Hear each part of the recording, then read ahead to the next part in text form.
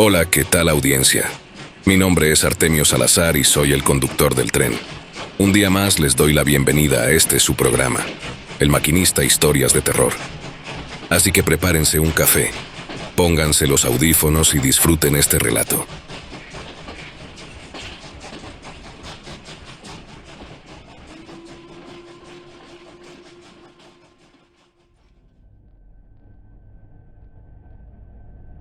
Estimado señor Artemio, antes que nada, deseo expresarle mi más sincero agradecimiento por compartir dicha información en su canal. Reconozco que se trata de un tema complejo de abordar a través de estos medios, por lo que valoro profundamente contar con un espacio como el suyo, donde es posible hablar de aquello que suele omitirse, o que, para muchos, incluso se considera inexistente. Comencemos. La información aportada en otro video sobre el archivo Nimrod es veraz, y tan así que actualmente es objeto de investigación y debate debido a su escritura críptica e indescifrable. Pero existe otro secreto oculto en el corazón de Mesopotamia. Este último hecho, pese a su relevancia, rara vez es mencionado fuera de círculos de documentación militar clasificada, donde se reconoce su existencia de manera inequívoca. Todo comenzó en la década de 1920, cuando un grupo de arqueólogos alemanes realizó una expedición cerca de Bagdad, en lo que hoy es Irak. En ese entonces, Mesopotamia era una región de gran interés arqueológico, pues se creía, y se sigue creyendo, que ahí surgieron las primeras civilizaciones humanas. Durante los trabajos de excavación, el equipo se encontró con algo inesperado, una estructura circular enterrada que no coincidía con ninguna construcción conocida. Al principio, la clasificaron como una ruina antigua de origen desconocido. Sin embargo, cuanto más la observaban, más notaban que no encajaba con los patrones arquitectónicos tradicionales de la región. No había columnas, ni escrituras, ni decoraciones. Era solo una gran forma circular enterrada en roca y tierra, hecha de un material que no parecía barro cocido, piedra tallada ni metal común. Nadie podía decir con certeza qué era, ni para qué había sido construida. Lo que más desconcertó al grupo fue que la estructura despedía calor. No era una sensación leve. Al acercarse, podía sentirse como el aire se volvía más cálido. Esto era completamente fuera de lo normal, sobre todo porque el suelo alrededor no mostraba signos de actividad geológica, como agua termal o fallas volcánicas. Tampoco había indicios de alguna fuente de calor artificial. Simplemente parecía emanar energía de su interior. Los arqueólogos intentaron entender qué habían encontrado. Algunos pensaron que podía tratarse de una tumba muy antigua, quizás anterior a la época sumeria, construida por alguna cultura desaparecida. Pero esa teoría perdió fuerza pronto, ya que no se encontraron huesos, ofrendas, ni ningún tipo de símbolo religioso. Otros supusieron que tal vez se trataba de un observatorio astronómico, ya que muchas culturas antiguas en la región mostraban un fuerte interés por los astros. Sin embargo, esta idea también fue descartada. La estructura no tenía orientación aparente hacia puntos cardinales o constelaciones, y no contaba con aberturas, mecanismos o plataformas para observar el cielo. En los registros internos de la expedición, escritos por los propios miembros del equipo, se mencionan algunos intentos por usar instrumentos para medir campos magnéticos en el lugar. Aunque la tecnología de ese entonces era muy limitada, varios aparatos dejaron de funcionar o arrojaban lecturas completamente erráticas cuando se los acercaba a la estructura. Algunos pensaron que el sitio podía estar emitiendo algún tipo de energía que afectaba a los dispositivos, aunque en ese momento nadie tenía manera de comprobarlo. A medida que pasaban los días, el ambiente alrededor de la excavación comenzó a cambiar. Algunos miembros del equipo empezaron a sentirse mal. Reportaron dolores de cabeza, confusión, cansancio extremo e incluso desorientación. Aunque nunca se estableció una relación directa con la estructura, La situación generó incomodidad y miedo. La dirección del proyecto decidió entonces abandonar el lugar. Las razones fueron varias. Por un lado, no tenían manera de explicar lo que estaban viendo. Cualquier intento de publicar esos resultados hubiera sido rechazado por las universidades o incluso ridiculizado. Por otro lado, no contaban con la tecnología adecuada para seguir investigando sin correr riesgos. Además, la salud del personal se estaba viendo afectada, lo cual aumentó la presión para cerrar el proyecto. Otro factor fue la situación política del momento.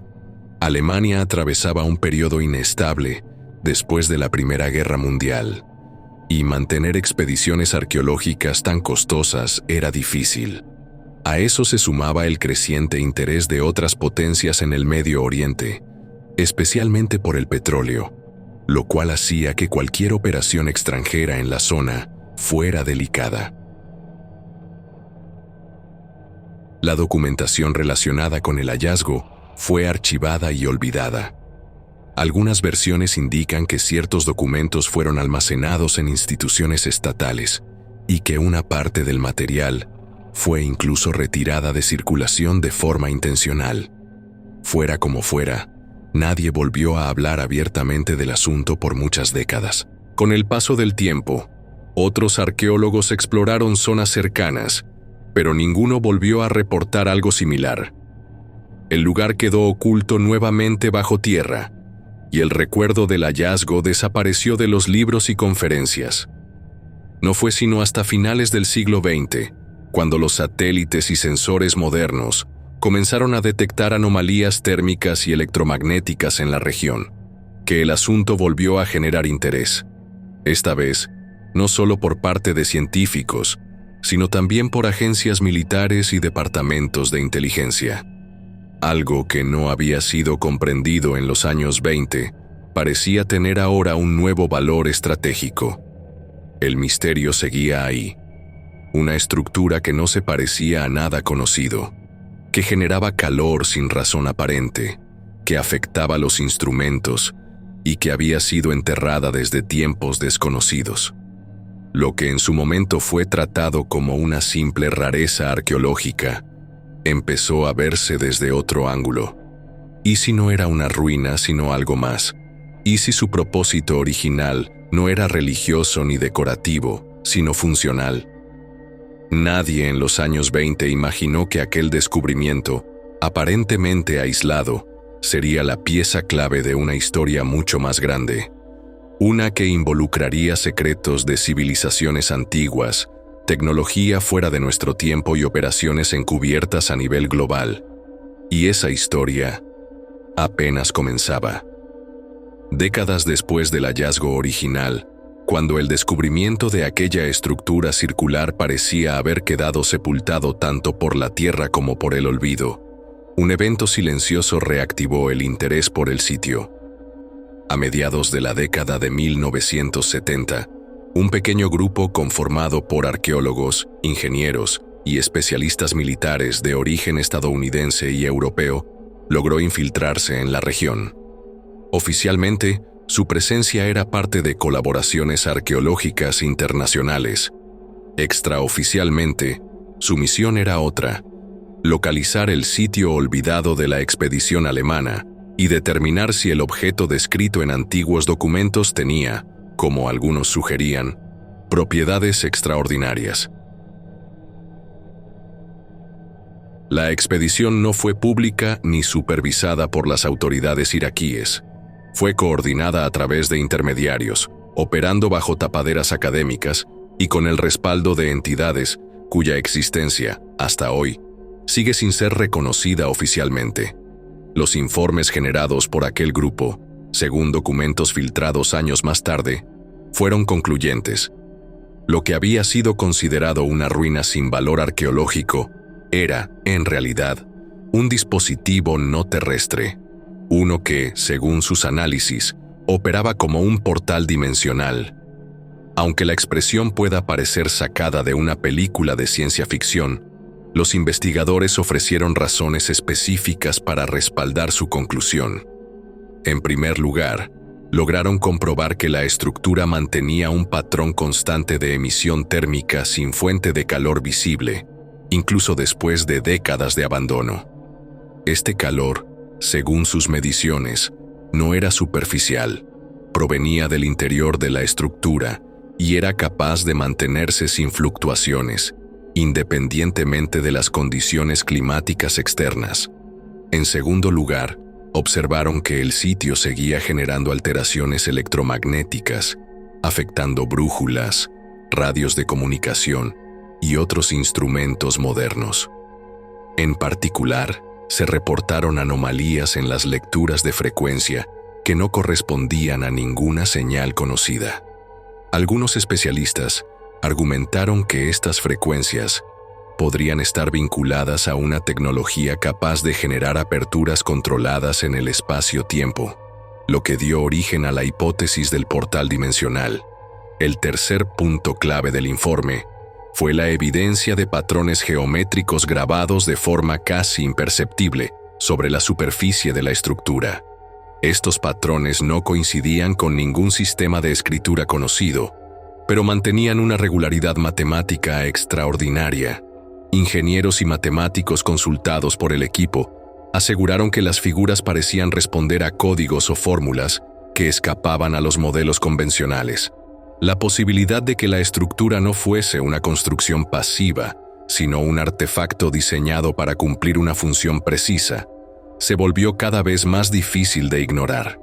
Finalmente, los miembros del equipo reportaron que, al realizar ciertas mediciones de resonancia, la estructura respondía con un leve cambio de frecuencia, como si se activara bajo condiciones específicas. Sin embargo, no pudieron establecer cómo ni cuándo podría abrirse el supuesto umbral. Las condiciones de seguridad de la misión no permitieron realizar pruebas arriesgadas. Cuando el informe llegó a manos del Pentágono, este no fue tratado por las ramas convencionales de inteligencia. Fue evaluado por una división secreta, integrada por altos mandos militares y científicos vinculados a proyectos sensibles, cuyo acceso estaba limitado a niveles de máxima confidencialidad. Según información recuperada de filtraciones y memorias no autorizadas, fue este grupo quien determinó que el hallazgo debía ser asegurado y trasladado a territorio estadounidense. El problema era cómo justificar una operación militar de esa envergadura en un país soberano, sin levantar sospechas internacionales. La oportunidad perfecta llegó en 1990, cuando Irak, bajo el mando de Saddam Hussein, invadió Kuwait.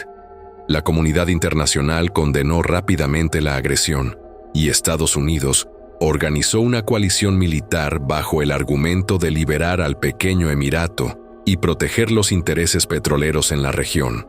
Pero dentro de los círculos de élite, el acceso al portal era un objetivo prioritario, cuidadosamente oculto bajo la compleja red de operaciones oficiales. En 1991, durante la llamada Operación Tormenta del Desierto, las fuerzas estadounidenses avanzaron rápidamente sobre territorio iraquí.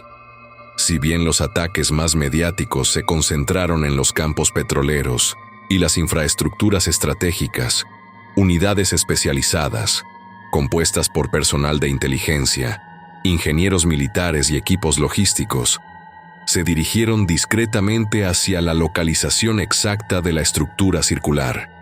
Los documentos desclasificados parcialmente sugieren que estas unidades no actuaron de forma improvisada. Llegaron con planos de extracción, equipo pesado y un calendario de operación cuidadosamente estructurado. La maquinaria empleada incluía tecnología avanzada para la época, diseñada originalmente para la perforación y extracción en yacimientos petroleros de alta complejidad. Sin embargo, todos los esfuerzos resultaron infructuosos. La estructura no pudo ser separada de su base original. A pesar de aplicar distintas técnicas de corte, tracción y perforación, los ingenieros no lograron desprender el artefacto del suelo. La composición del material, que aún hoy sigue sin clasificarse con exactitud, resistió todos los intentos de extracción. y los sistemas de anclaje, si es que pueden llamarse así, parecían estar profundamente integrados a un lecho rocoso que no correspondía a las formaciones geológicas habituales de la región. Ante este fracaso, y dadas las crecientes tensiones militares en la zona, se tomó la decisión de suspender temporalmente el proyecto de traslado del objeto a territorio norteamericano. Sin embargo, no se abandonó el sitio. En lugar de eso, se procedió a instalar una red de dispositivos de monitoreo especializados, diseñados para registrar cualquier cambio térmico, sísmico o electromagnético relacionado con la estructura. La cobertura mediática se mantuvo centrada en los combates, la retirada iraquí y las negociaciones diplomáticas posteriores. Para el público, la operación Tormenta del Desierto había terminado. Pero para los círculos más reservados de inteligencia, el verdadero objetivo había sido identificado, y su estudio continuaría, aunque sin la posibilidad inmediata de movilización. Si bien el equipo norteamericano que se desplegó durante la operación Tormenta del Desierto no logró su objetivo principal, extraer el dispositivo de su base y trasladarlo a territorio estadounidense, sí permanecieron el tiempo suficiente en el sitio como para obtener información clave. La estructura, identificada ya por sus investigadores como un portal dimensional, fue sometida a una serie de pruebas no invasivas, registros gráficos y análisis de campo que, aunque limitados por las condiciones de la misión, revelaron detalles inquietantes. Según los informes entregados a una división interna del Pentágono, el portal no era una estructura aislada ni reciente. Las pruebas realizadas en los materiales superficiales apuntaban a una antigüedad de más de 7.000 años. Y más allá de su edad, lo que sorprendió a los analistas fue su ausencia total de corrosión, erosión o fractura, como si la estructura estuviera, de algún modo, fuera del tiempo físico común. Durante la exploración del perímetro inmediato, el personal encontró un objeto de particular interés: un cilindro de obsidiana negra perfectamente tallado, de unos 40 centímetros de largo, cubierto con grabados imposibles de identificar a simple vista. Bajo ciertas condiciones de luz y ángulos precisos, los grabados parecían revelar patrones estelares.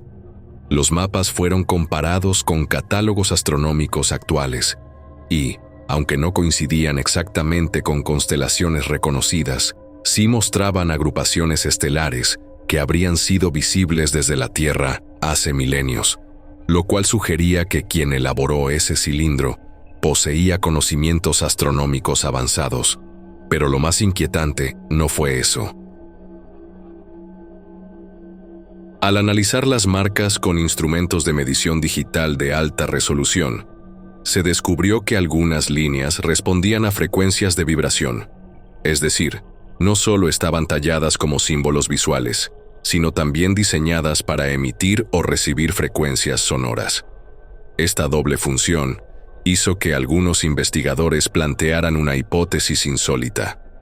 El cilindro no era solo un mapa estelar, sino también un dispositivo de activación o sintonía, probablemente vinculado al funcionamiento del propio portal. Los investigadores, al comparar este hallazgo con antiguos textos sumerios, notaron coincidencias con los relatos que hablaban de las ruedas celestes y de los señores del cielo, seres que llegaban a la Tierra no en naves como las imaginamos hoy, sino a través de umbrales.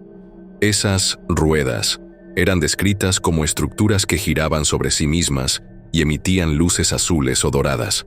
El equipo interpretó esto como una posible referencia a la activación del portal. No todos estaban convencidos, claro. Pero en los círculos más secretos del aparato militar, la teoría que más fuerza tomó fue que este portal no era el único. Había más, y estaban conectados. De acuerdo con una serie de documentos internos filtrados, la estructura de Irak formaría parte de una red distribuida a nivel planetario, con ubicaciones que incluían zonas como la meseta de Giza, el altiplano boliviano, las selvas de Camboya y una región remota en la Antártida. La conexión entre estos puntos, según se propuso, no sería física en el sentido convencional, sino vibracional. Una red de puntos de tránsito instantáneo, tal vez operando a través de una forma de energía que aún no comprendemos, pero que guarda relación con ciertas teorías modernas sobre frecuencias, resonancia y espacio-tiempo. Una de las mayores preocupaciones del Pentágono no era únicamente el acceso a la tecnología del portal, sino quién más podría tener conocimiento de otros portales similares. Algunas facciones dentro del gobierno creían que otras potencias, e incluso organizaciones no estatales con raíces esotéricas, ya sabían de su existencia. Se hablaba de documentos antiguos en poder del Vaticano, manuscritos destruidos en la Segunda Guerra Mundial, e incluso de acuerdos secretos firmados durante la Guerra Fría para compartir, o al menos no interferir, en ciertas investigaciones de carácter no convencional.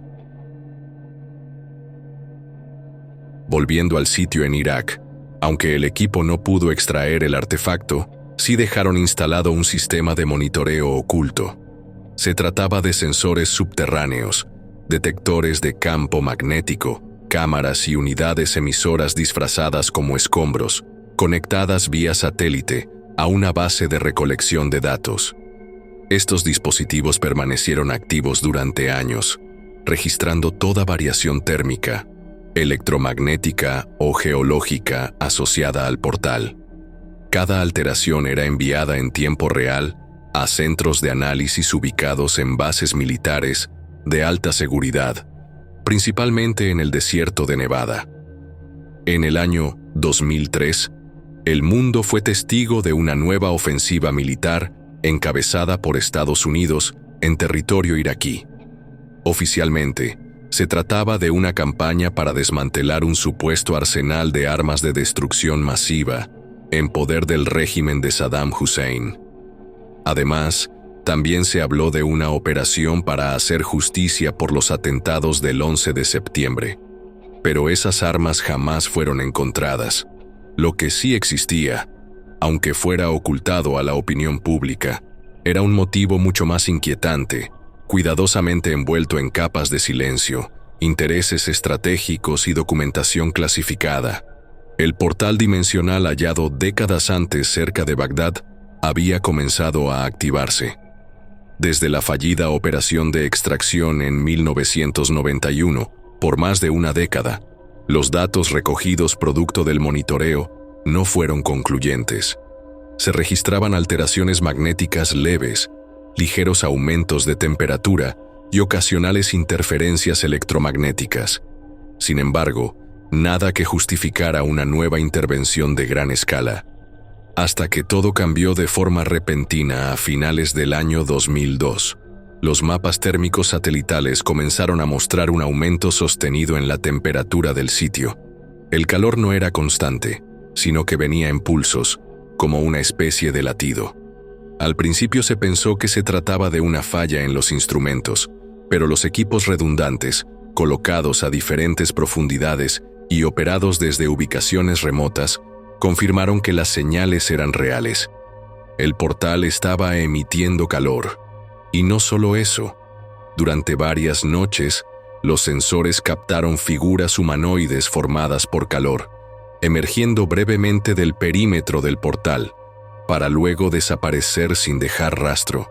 Los especialistas del Pentágono, en colaboración con contratistas privados y asesores de antiguas operaciones de inteligencia, no tardaron en advertir que el umbral no estaba inactivo, como se había creído durante más de una década.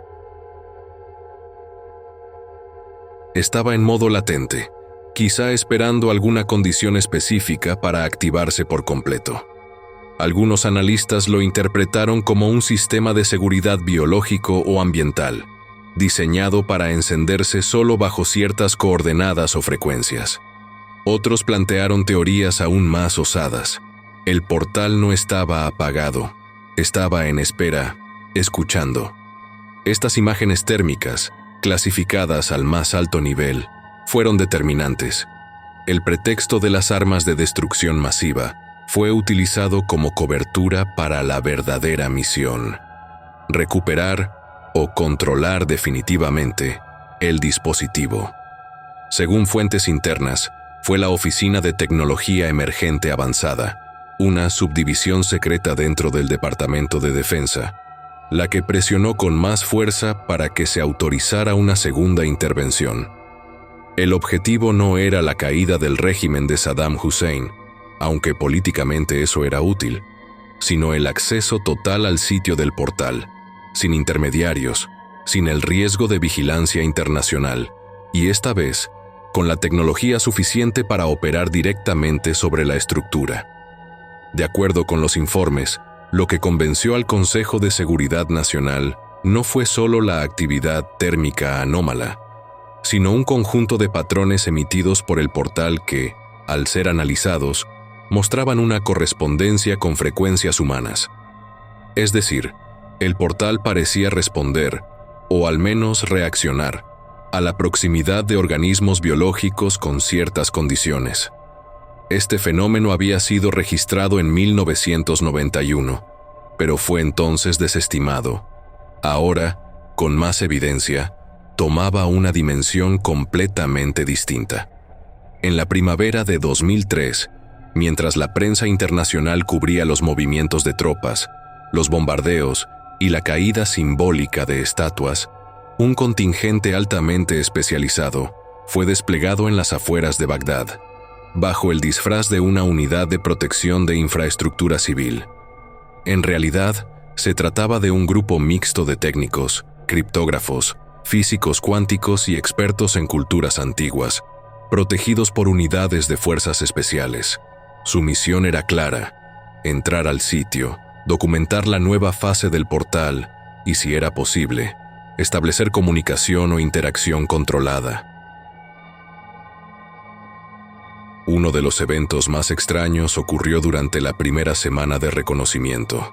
Según testigos, un soldado que se acercó a menos de 5 metros de la estructura sufrió una alteración neurológica repentina, cayendo inconsciente.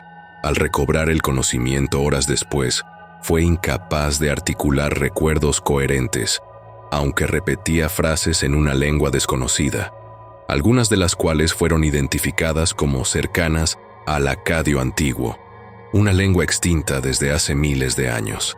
El incidente fue encubierto como una crisis epiléptica inducida por el calor. En paralelo, las grabaciones continuaban mostrando presencias térmicas que atravesaban brevemente el umbral desde su interior, pero esta vez los patrones eran más definidos. Las formas humanoides parecían portar algo semejante a armaduras o exoesqueletos.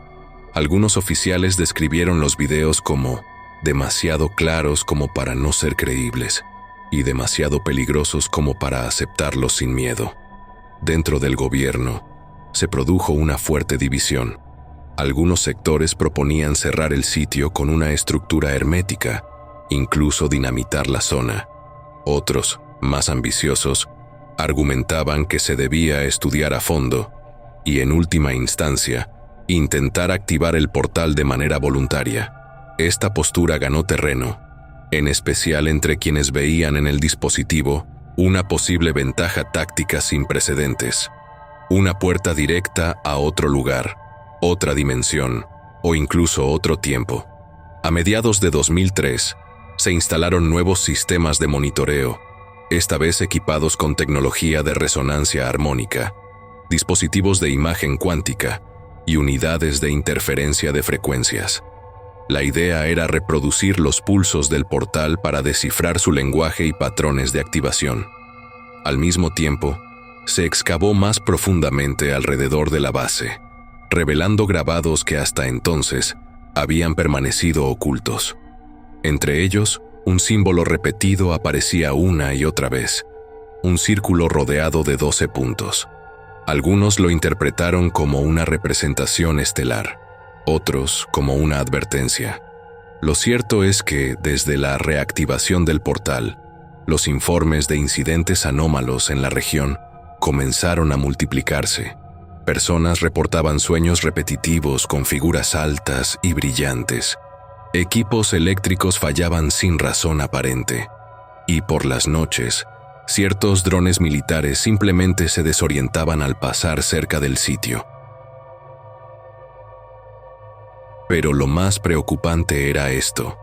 Según registros térmicos, las figuras que emergían del portal cada vez permanecían más tiempo en el entorno físico, como si se estuvieran adaptando, reconociendo el terreno o esperando instrucciones. La guerra, como nos dijeron, era por la libertad. Pero, a la luz de estos hechos, quizá fue por algo que el mundo aún no está preparado para entender. Actualmente, el lugar donde se encontró el portal ya no es solo un punto en el desierto iraquí. Hoy es una zona altamente restringida, blindada por una de las bases militares más impenetrables que Estados Unidos ha construido fuera de su territorio continental.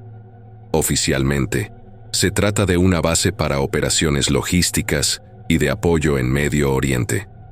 Extraoficialmente, es un centro de observación y contención para uno de los descubrimientos más inquietantes de la historia moderna. Lo que comenzó como una investigación arqueológica clasificada, terminó convertido en una operación permanente de alto secreto. El interior de la base es todavía más intrigante. Informes no oficiales, provenientes de trabajadores civiles, subcontratados en la construcción de túneles, aseguran que existen pasillos enteros, diseñados exclusivamente para llevar al personal hacia el sitio del portal. Algunos de esos pasillos están fuertemente protegidos, y según testigos, por ellos circulan individuos que no portan uniforme militar, sino trajes blancos con logotipos de agencias científicas, incluyendo el de la NASA, pues, según fuentes que han tenido acceso limitado al lugar, es probable que ya se haya establecido contacto. Y si hay algo que todos los informes coinciden en señalar, es que el sitio sigue siendo peligroso. Extremadamente peligroso, incluso para quienes apenas se acercan al portal. Algunos de los síntomas observados en personal que ha trabajado cerca de la estructura incluyen pérdida de orientación espacial, alucinaciones auditivas, ataques de pánico, episodios psicóticos agudos y, en casos extremos, gente que decide acabarse. La relación entre la exposición prolongada al portal y estos efectos no ha sido reconocida oficialmente, pero dentro de la comunidad de inteligencia, es bien sabido que quienes han estado demasiado cerca del umbral deben ser retirados y monitorizados de por vida. Estas manifestaciones no son nuevas. En realidad, coinciden con antiguas tablillas sumerias que advertían sobre los umbrales de los dioses. En esos relatos, los portales eran caminos entre mundos, pero no sin costo. Quien cruzaba sin autorización o preparación adecuada, corría el riesgo de perder su mente, o algo peor, porque lo que yace bajo esa base militar no es solo un hallazgo antiguo, es una grieta en la comprensión de nuestra realidad, un recordatorio de que no estamos solos y de que tal vez nunca lo estuvimos. ¿Y qué ha salido por ese portal? ¿A quién han contactado realmente? ¿Y por qué siguen allí, año tras año, a pesar del riesgo, a pesar de las muertes, a pesar del silencio? El mundo puede seguir creyendo que la guerra fue por petróleo. Nosotros, los que observamos más allá del velo, sabemos que fue por otra cosa. Una puerta fue abierta, y puede que no se cierre jamás.